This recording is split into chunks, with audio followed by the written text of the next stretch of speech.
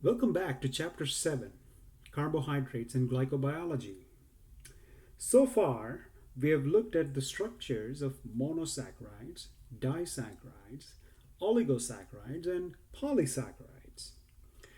We also learned about carbohydrate polymers, also called as glycans, that serve as structural and protective elements in cell walls of animals and plants. In this lecture, we will learn about carbohydrate polymers that lubricate skeletal joints.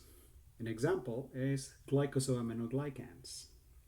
Besides, we will look at what is called as glycoconjugates, which are complex carbohydrate polymers that are covalently attached to proteins or lipids and also act as signals that determine the intracellular destination or metabolic fate of various different molecules.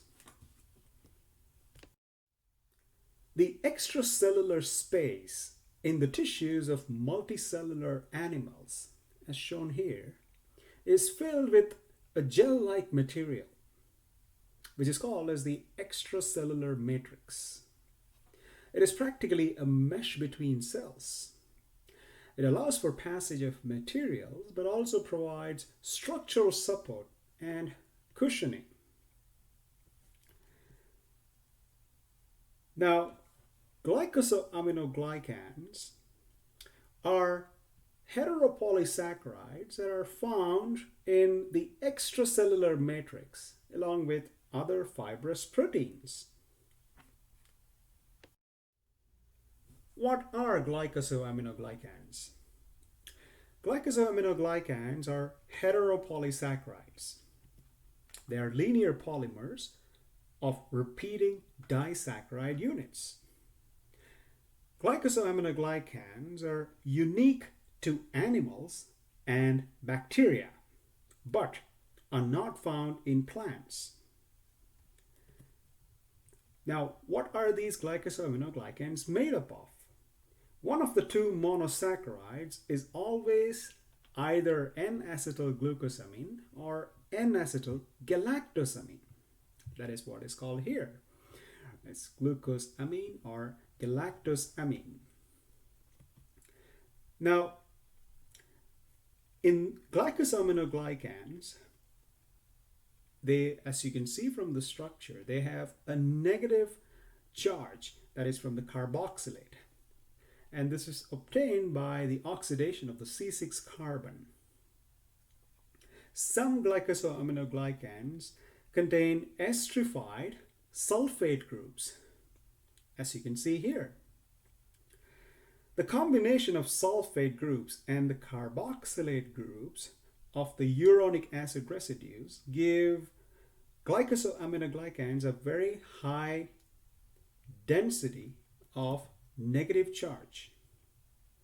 To minimize the repulsive forces between the two negative charges, these molecules assume an extended conformation in solution, forming a rod-like helix in which the negative charges, as shown here, occur in alternate sides of the helix. The extended form also provides maximum separation between negative charges. This specific pattern of sulfated and non-sulfated sugar residues in glycosaminoglycans allows specific recognition by a variety of proteins that bind electrostatically to these molecules. The sulfated glycosaminoglycans are attached to the extracellular proteins to form what is called as proteoglycans. We'll talk about these in a little bit. Most glycosaminoglycans are proteoglycans and are linked to proteins. Here are some of the examples. Hyaluronate or hyaluronic acid is a long polysaccharide involved in lubricating joints. And as you can see, the structure of hyaluronic acid or hyaluronate has a carboxylate with one negative charge. Chondroitin sulfate. Chondroitin sulfate contributes to the tensile strength of cartilages, tendons, and ligaments, and heart valves. If you look at the structure of chondroitin sulfate, it has a carboxylate as well as a sulfate. And to keep these two negative charges away from each other, this polymer forms a rod-like helix. Keratin sulfate. Keratin sulfate is found in skin, hair, and nails. And again, the structure of this polymer has a sulfate group in it. Heparin is an anti-clotting agent. And if you look at its structure, it has a lot of negative charges. It has a carboxylate and a sulfate in a single monosaccharide, and 3 negative charges in the other monosaccharide. So heparin is one of the glycosaminoglycans that has the most number of negative charges. In addition to their important roles as fuel stores and as structural materials, polysaccharides and oligosaccharides are information carriers. In most cases, the information carrying carbohydrate is covalently attached to proteins or lipids to form a glycoconjugate, and hence the name, because they're either attached to a protein or a lipid embedded on the membrane in this case. Many proteins and lipids have mono or polysaccharides attached to them. Glycoproteins specifically are proteins that have several oligosaccharides of varying complexity covalently attached to them, and they're found in the cell membrane, secreted from cells, and inside organelles in the secretory pathway. Proteoglycans are macromolecules of the cell surface of the extracellular matrix, as we have seen. And in case of proteoglycans, one or more sulfated glycosaminoglycan chains are joined covalently to a membrane or a secreted protein. And this is an example that is shown here, is a glycosaminoglycan, such as chondroitin sulfate is attached to a protein, or heparin sulfate is attached to a protein. And it's mostly found in the cell membrane. Glycolipids are found on the outer leaflet of the cell membrane. They can serve as receptors for certain extracellular proteins. And the example is shown here. On the outer leaflet of membranes, sugars or polysaccharides are attached to lipids, and these are called as glycolipids. Proteoglycans are glycoconjugates which has sulfated glycosaminoglycans attached to them. And specifically, these proteins are rod-shaped and embedded in a cell membrane. Syndicans are one type of proteoglycans, and they're proteins that has a single transmembrane domain. Glypicans are proteins that are anchored to a lipid membrane. They interact with a variety of receptors from neighboring cells and regulate cell growth.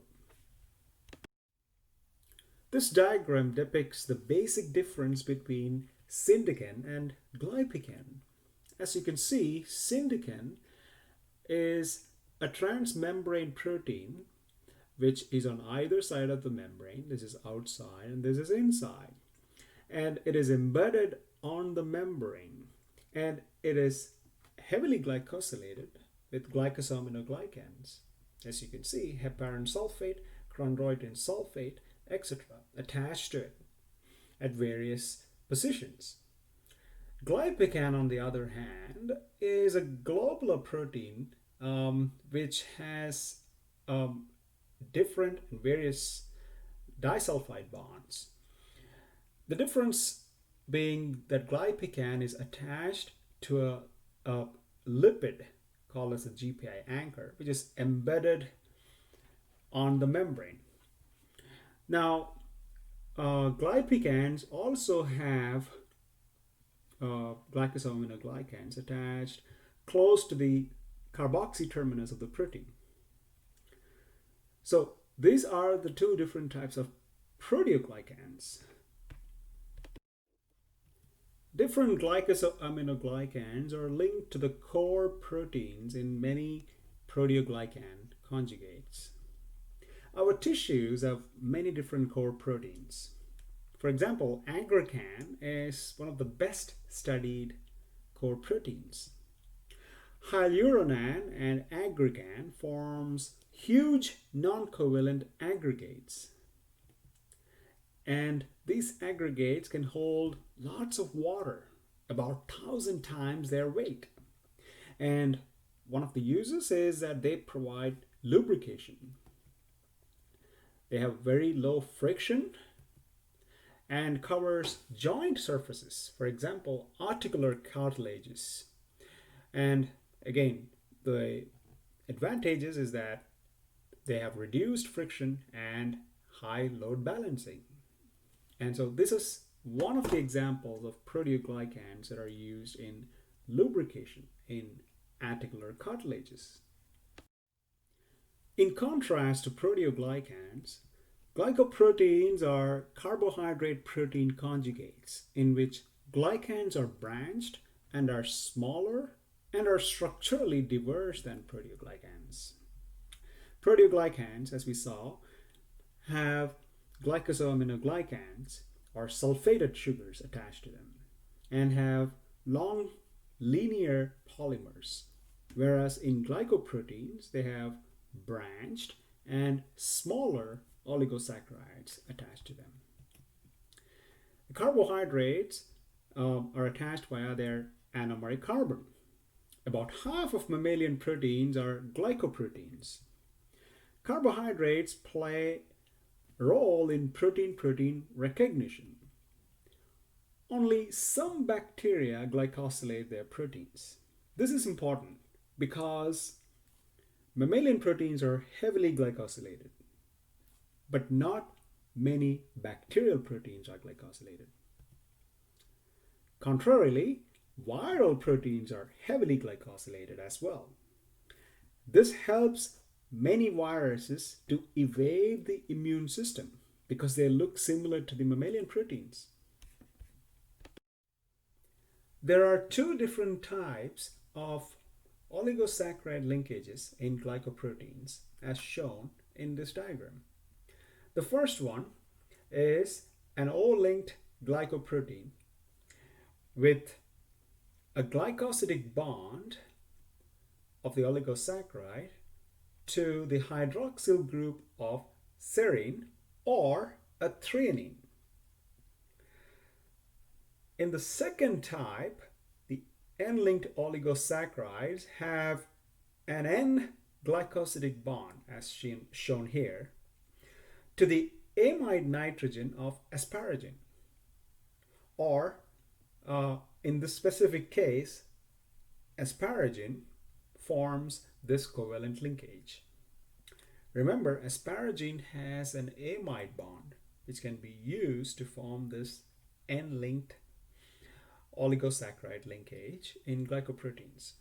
Please remember these three amino acids, serine, threonine, can form O-linked, and asparagine can form N-linked oligosaccharide linkages. So, major differences between glycoproteins and proteoglycans from what we have seen so far.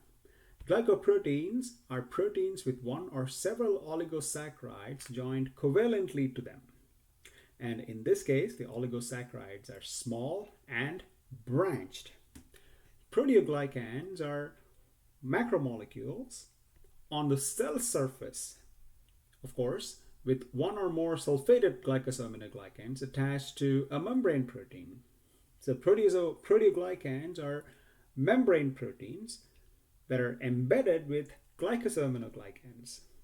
And it could be with sulfated glycosaminoglycans or carboxylated glycosaminoglycans. And they are either membrane linked or attached to a lipid anchor.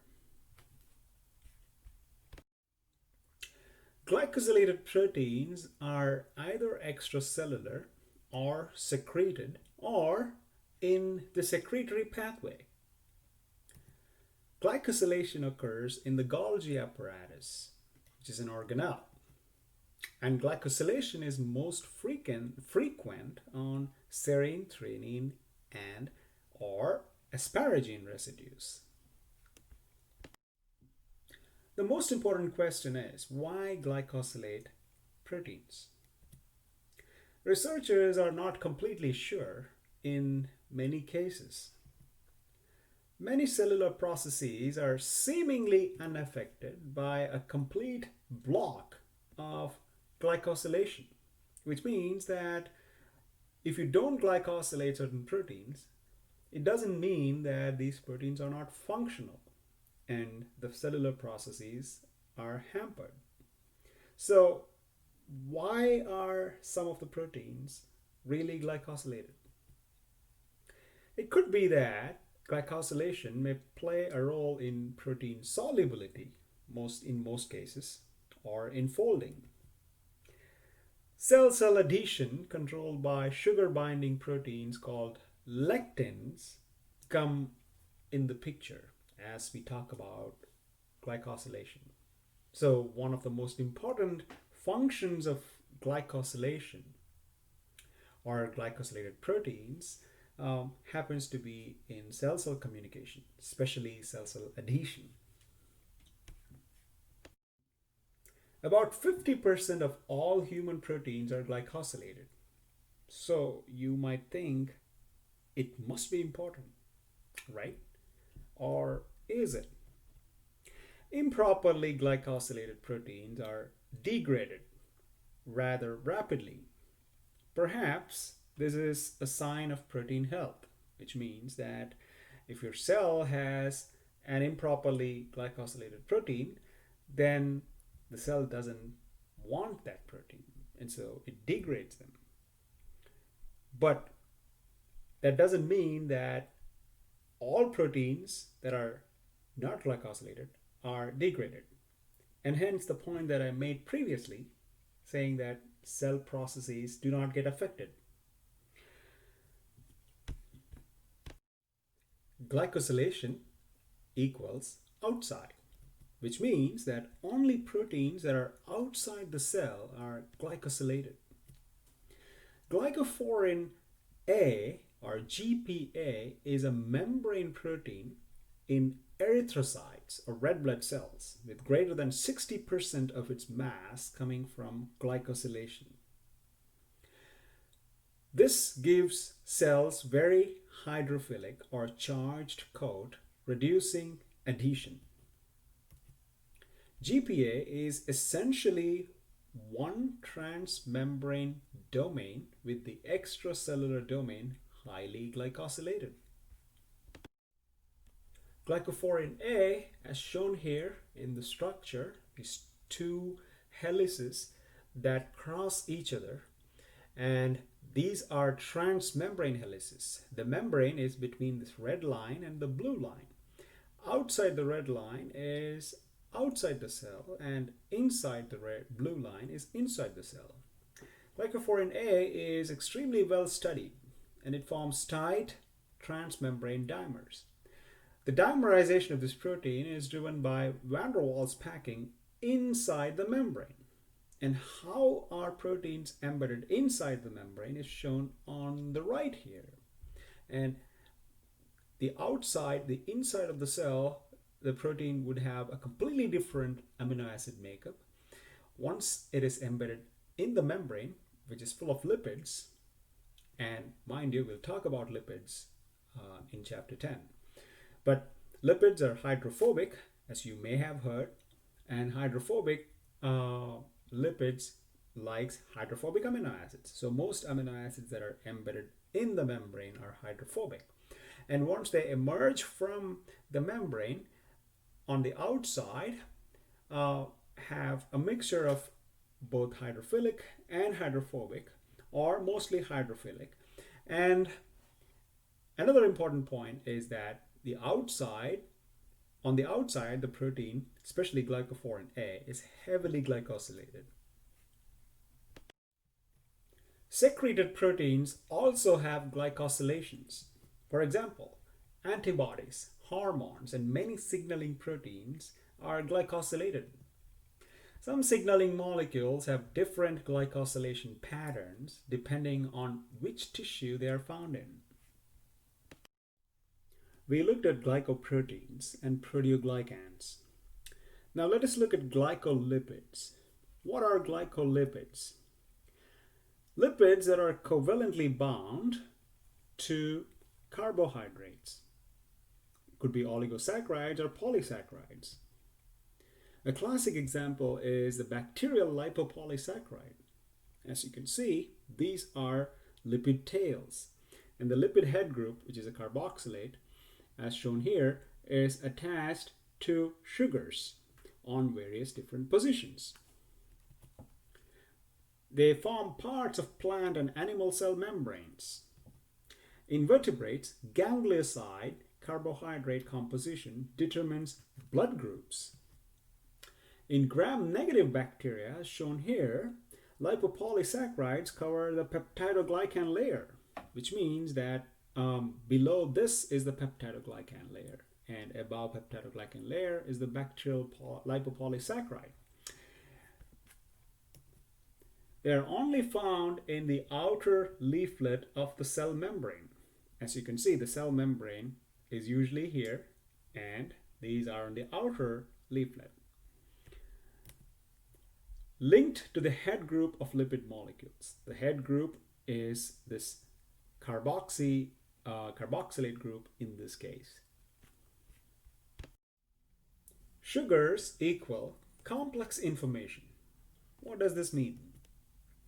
Diversity in sugar structure allows for increased combinatorial possibilities.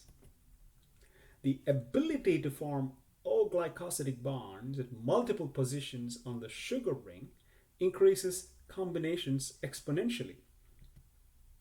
It also allows for very specific structural information storage. For example, proteins can read surface carbohydrates and act upon. Let us consider one more example. Let us look at a protein named lectins. Lectins are proteins that bind carbohydrates with very high affinity. Many hormones and signaling molecules are glycosylated, as I told you before. Having high affinity binding allows for quick responses to small concentrations. Selectins are a family of plasma membrane lectins that mediate cell-cell recognition and adhesion in a wide range of cellular processes. For example, this diagram depicts the role of lectin-ligand interactions in lymphocyte movement to the site of an injury or inflammation. In this case, a lymphocyte circulating through a capillary is slowed by transient interactions between P-selectin and integrin. Membrane proteins lining vasculature are expressed in different patterns in response to inflammation. Selectins bind to glycosylated proteins on T cells circulating in this blood vessel. Now, if you look at the T lymphocyte here, it has this yellow projection and also a red projection. These are two different glycoproteins. And the glycoproteins, and these are ligands for proteins like P-selectin and integrin. P-selectin is blue, and integrin is this brown colored protein. Now, when this T lymphocyte moves around, it finds a P-selectin, which has a very high affinity for the glycoprotein shown in yellow. And once it finds that specific protein, it increases the affinity for T lymphocyte to integrin, which finds its ligand, which is the red colored one. Now, this allows for rolling of T lymphocyte through the cell surface within this capillary, within this blood vessel here, until it reaches the site of inflammation. Once it reaches the site of inflammation, this lymphocytes stop rolling, and under the influence of signals sent from the site of inflammation begins what is called as extravasation, which means escape through the capillary wall, in this case, towards the region of inflammation. This allows these lymphocytes to reach the site of inflammation. And this is the role played by lectins, such as lectins. Many bacterial toxins are also lectins. Cholera and ricin toxins bind gangliosides as the cellular receptor. A variety of viruses also bind glycosylated cell surface proteins before they invade a cell. To summarize, in this chapter, we learned about structures of some important monosaccharides, structures and properties of disaccharides, structures and biological roles of polysaccharides, and finally, functions of glycosaminoglycans, the structural components of the extracellular matrix, and functions of glycoconjugates in regulating a variety of biological functions.